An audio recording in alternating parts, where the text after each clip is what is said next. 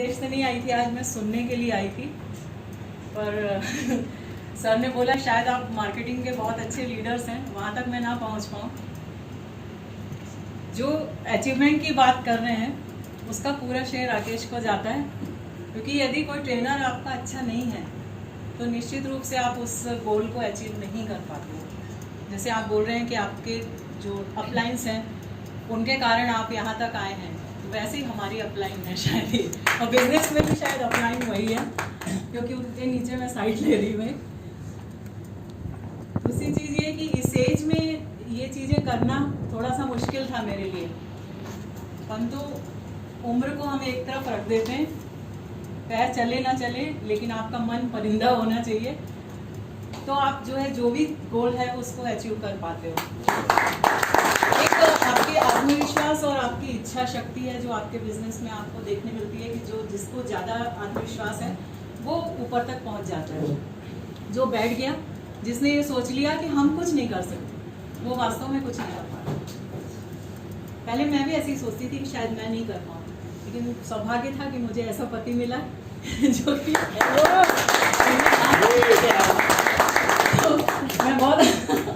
तो मैं बहुत आपका सम्मान करती हूँ इस चीज़ के लिए कि सच में मुझे ऐसी जगह मिली जहाँ मुझे इतने सारे प्रमोशंस, वो तो एक संख्या है कि मुझे 8 मिल गए या मैं इस लेवल तक आ गई, लेकिन आपका मेंटल लेवल भी जो है उसको बढ़ाने में आपके जो अपलाइन होते हैं वो बहुत मदद करते हैं। मेरी अपलाइन सर हैं और आप सब मेरे बच्चे हो, लेकिन मैं इतने सारे डायमंड्स की माँ हूँ, इसलिए मुझे बहुत गर्व है।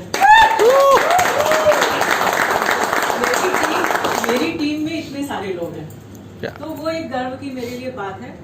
एक रिश्ते के कारण आप यहाँ पर आते हैं, एक दूसरे से जुड़े हुए हैं। मैं बहुत देर से बैठे बैठे यही सोच रही थी कि सब एक दूसरे से जुड़े हैं। एक कॉल किया आपने अपलाइन ने और आप यहाँ पर आ गए, अपना दूर से आए, सतना से आए, शेडोल से आए, भोपाल से आए, तो अलग अलग जगहों से आप आते हो, एक रिश्ते में होते हो। रिश्ता जब बनता है तभी आपका आत्मविश्वास होता है। एक हार्वर्ड यूनिवर्सिटी का एक रिसर्च है, वो मैंने पढ़ा, तो उसमें यही चीज़ें सब लिखी हुई हैं कि बहुत सारे लोग जो वहाँ से ग्रेजुएट हुए यूनिवर्सिटी से, उसमें कुछ अमेरिका उसमें राष्ट्रपति बन गए, कुछ जो है कलेक्टर बन गए, कुछ ये बन गए, वो बन गए, किसी ने डॉक्टर बन गया, कुछ जो है वो जाके जेल में भी चले गए, कुछ ऐसी हरकतें हुई उतने अच्छे यूनिवर्सिटी से पढ़ने के बाद, और कुछ ने सुसाइड किया।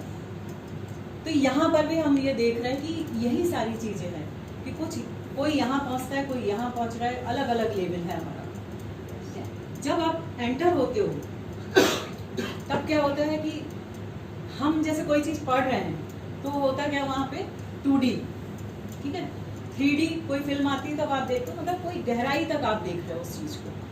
किसी चीज़ को देखने के लिए आप 3D, लेकिन आपका जो बॉडी है वो क्या है, 4 डायमेंशनल है। जब आप एंटर होते हो कहीं पर तो ये 4 डायमेंशनल जो चीज़ें हैं वो आपको आपकी बॉडी पे दिखाई देती है। पहला क्या होता है, उसको जैसे हम बोलते हैं फिजिकल क्वेश्चन। फिजिकल क्वेश्चन मतलब आपका फिजिक कैसे दिख रहे हो आप। उसके अंदर में भी 4 चीज़ें हैं कि आप आ रहे हो, आपकी बॉडी लैंग्वेज क्या है, ठीक है, तो वो, लेकिन बॉडी आपने कैसे बनाई, वो कैसे बनाई, आपकी डाइट। आपकी डाइट, आप जो अंदर जाते जा रहा है जो कुछ भी, बहुत देर से अमरजीत हमें चिढ़ा रहे थे बैठ के, मैं यही चीज़ दिमाग में सोच रही थी, ये खाना है, वो खाना है, रसगुल्ला भी है, आइसक्रीम भी है, ये है, वो है, तो ये डस्टबिन है हमारा जहाँ हम डालते जा रहे हैं। मैं ये नहीं कह रही कि आपको नहीं खाना चाहिए, सब चीज़ खाना चाहिए, पर अपनी बॉडी के हिसाब से। तो जब हम डालते जाते हैं तो ये है कि हमने, हमारी गाड़ी जो ये है, बॉडी रूपी गाड़ी, ये पेट्रोल की है कि डीजल की है ना। पेट्रोल गाड़ी में यदि हम डीजल डाल रहे हैं तो हम कहाँ पहुँचेंगे, चलेगी क्या ये बॉडी हमारी। तो वैसे ही है, तो फिजिकल क्वेश्चन में पहला जो फैक्टर है वो हमारा यही है कि आपने क्या डाइट लिया है, आप क्या खा रहे हैं।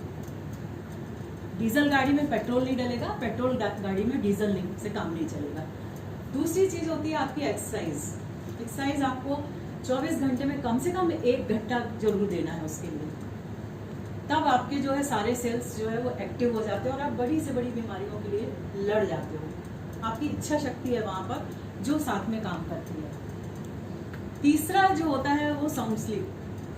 स्लीप क्या कि 6 से 8 घंटा सोना, ये सब कहते हैं, सब नेट पे दिया हुआ है। 6 से 8 घंटा हम सोते हैं, फिर बिल्कुल फ्रेश हो जाते हैं और उसके बाद हम जो है अपने काम में दिन भर के लिए एनर्जी हमको मिल जाती है। 3 ये फैक्टर हो गए। अब आप कितने 75% तक सफल हो गए। चौथा जो फैक्टर होता है वो होता है आपका लेजर टाइम। वो क्या है? जो हम फालतू बातचीत यहाँ वहाँ करते हैं, जो हमारा एक फालतू समय भी होता है हमारे पास में, जिसमें हम गपशप करते हैं। कई बार हमको टोका जाता है कि अभी एक्सरसाइज करो, अभी हम गपशप नहीं करना है यहाँ पर। ये होता है ना कि हम और आप मिल गए, हमने अपना कुछ दुख सुख बताया, आपने बताया, या कुछ और फालतू की बात करी, कहीं पिक्चर ये लगी है वो लगी है। तो ये हमारा जो है लेजर टाइम है, जो कि हम स्पेंड करते हैं। हमारा दिमाग जो है रिलैक्स होता है वहाँ पर। तो ये चारों चीज़ें, चारों फैक्टर जो है वो हमारे मतलब लाइव रहने के लिए हमको बहुत ज़रूरी होते हैं। दूसरा जो एक फैक्टर होता है वो है intellectual factor, quotient. Intellectual quotient मतलब कि आप कितने इंटेलिजेंट हैं, कैसे प्रॉब्लम को सॉल्व करते हैं। अभी बहुत सारी प्रॉब्लम्स हम लोग डिस्कस कर रहे थे कि ये प्रॉब्लम आएगी तो हम ये क्या बोलेंगे, या ऐसा भी लोग बोलते हैं कि ये प्रोडक्ट होना चाहिए, वो प्रोडक्ट। तो आपका इंटेलेक्चुअल जो क्वोशंट है वो क्या है, कैसे आप प्रॉब्लम्स को सॉल्व करते हैं। फिर तीसरी चीज़ होती है इमोशनल क्वोशंट। इमोशनली आप कैसे लोगों को प्रभाव में लाते हो। कई बार होता है कोई कहता है हमारा प्रोडक्ट ये है कि आप जो है 4 दिन इसका सेवन करिए और उसके बाद पतले हो जाएंगे। लेकिन क्या होते हैं, लेकिन बहुत सारे लोग ऐसे होते हैं कि उनको खरीदते हैं। हमारे पास भी जो प्रोडक्ट है शायद कुछ लोग खरीदेंगे, कुछ उसकी बुराई करेंगे और कुछ उसको एक्सेप्ट करेंगे कि हाँ ये हमारे काम का है, ये हमारे, ये इमोशनली होता है। दूसरी चीज़ इसमें ये होती है इमोशनल क्वोशंट में कि how can you understand your own feelings and others feeling. कैसे दूसरों की फीलिंग्स को आप समझते हो और कैसे अपनी फीलिंग्स को समझते हो।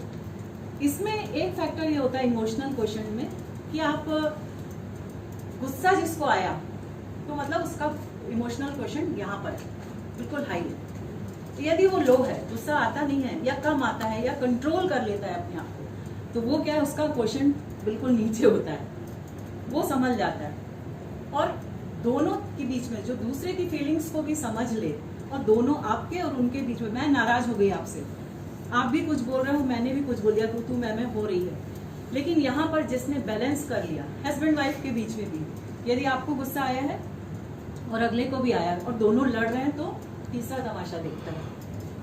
आपके बिजनेस में भी यही होता है, हमेशा होगा। और लेकिन अगर जिसने ये चीज़ समझ ली कि ये इमोशनल क्वोशंट है और ये सामंजस्य बिठा के ये दोनों के बीच में विन विन सिचुएशन जो है वो आपने पा ली, मतलब आप इमोशनल जो क्वोशंट है आपका यहाँ पर, वहाँ आप सफल हो जाते हो। तो तीसरा ये फैक्टर है, तो इसमें आप 75% अपनी लाइफ में सफल हो जाते हो। और चौथा जो लास्ट फैक्टर मैं बताने जा रही हूँ वो होता है स्पिरिचुअल क्वोशंट। वो क्या है कि आपका क्या आप जो परफॉर्म कर रहे हो वो यहाँ कर रहे हो या नीचे कर रहे हो, किस चीज़ के लिए कर रहे हो। डॉक्टर्स जो है अपनी कमाई के लिए, वो कहेंगे हम यहाँ बैठे हमने इतने लाख रुपए खर्च किए हैं, या आप बोलोगे हमने अपना बिजनेस किया है, हम तो इसके लिए आए हैं और हम जो है पैसे कमाने के लिए आए हैं, हम इतने करोड़ कमाएंगे और फिर हम अपना बंगला बनाएंगे, अपने बच्चों को विदेश भेजेंगे। एक व्यक्ति ये हो गया जिसका उद्देश्य ये है, और एक व्यक्ति वो हो गया जिसका उद्देश्य ये है कि हम इन सबको बढ़ाएंगे, हम समाज की सेवा भी करेंगे, हमारे लिए जो जरूरी है वो हम रखते हुए दूसरों की सेवा भी कर रहे हैं। तो ये चौथा फैक्टर है स्पिरिचुअल क्वोशंट। तो ये चारों फैक्टर मिलके अपनी लाइफ को जो है यहाँ ले जाते हैं, यहाँ पर आप सक्सेस हो जाते हो, यहाँ पर आपके सारे रिलेशन मेंटेन हो जाते हैं। यदि आप इनमें से एक फैक्टर भी कम होता है तो ज़िंदगी में उस 25% से आप कम हो जाते हो। हर का मैंने जैसे 25% रख लिया कि ये कम होगा तो आपका फिर 25% हो गया। स्पिरिचुअल नहीं, आप दूसरों के बारे में नहीं सोचते हैं तो आपका 75% ही सक्सेस है। तो सक्सेसफुल लाइफ के लिए आपको ये चारों फैक्टर बहुत ज़रूरी है।